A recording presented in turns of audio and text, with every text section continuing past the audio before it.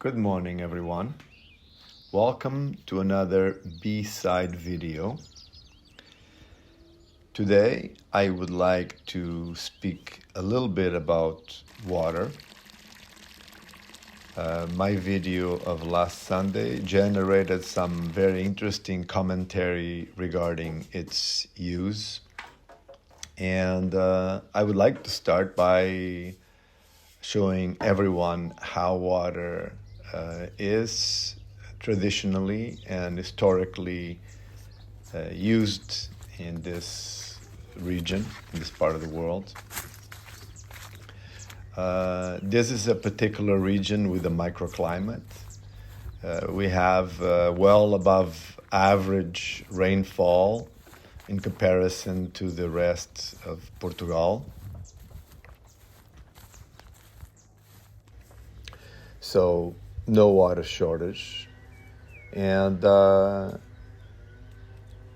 as far as this land has been populated and cultivated, flood irrigation was always a thing.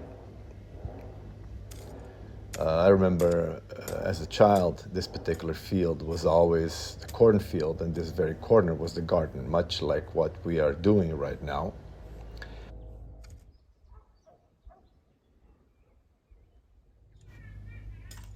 Because the region does have a very high average rainfall, it's also possible to go without any rain during the summer months for anything up to 9 weeks. So you would have to water in those kind of situations. But let me show you some of the original infrastructure from this property that pretty much will illustrate how far back this type of irrigation and water usage has been a common normal practice. Right here we can observe some channels with specific stones that have been created in order to close the water passage from one side and divert it to another field.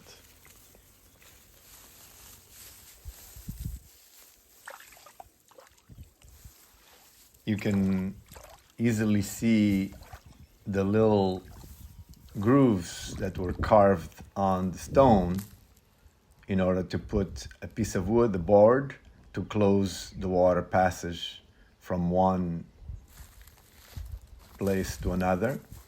And now let me show you where the water comes from, right over there. It's called a water mine. Mines are very common in this region. It's basically a horizontal shaft that leads to the water vein, to an underground water vein. And this is how the elders were able to get water running out of the side of the hills. I calculated at this time of the year that the output just from that tube is 28,000 liters per every 24 hours. There's a lot more than that because water comes out of everywhere around there. And it slows down a little bit towards the late summer, but as far as I am told and as far as I remember, it's never ever dried up. This water runs into the pond. The pond's ancient. It's always been here. It's actually the place where my grandmother would do her laundry.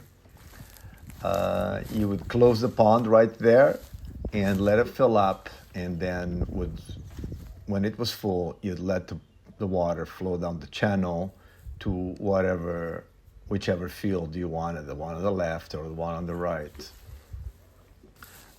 What I've done now is I've added the newer style of irrigation. I wanted a gravity system with a water storage tank at the top of the property, so I installed a small circulator to bring the water from the pond up to the highest elevation in the property. It was a substantial investment, but it was necessary if I was going to be able to irrigate the rest of the property in the higher elevations, and not just utilize the lower fields for crops and garden. So irrigation tanks are also very common in this region. They're all over the place. Unfortunately, nowadays, abandoned, most of them. But I wanted to build a tank as the good traditional tanks were built out of granite stone. So we used granite slabs for the walls, and we also used granite slabs for the bottom of the tank. It holds enough water to water the whole property by gravity without the use of any pump.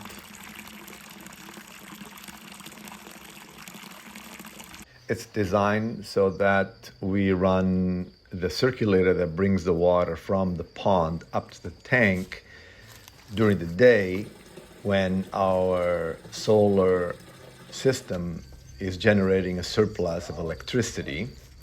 And then by simply opening a valve, we can irrigate the garden by drip tape, as well as all our fruit trees. And we can also even connect lay flat hose and irrigate parts of the property that are further away, either by flood or by sprinkler. And all of this without the use of any pump other than that tiny circulator that brings the water to the tank.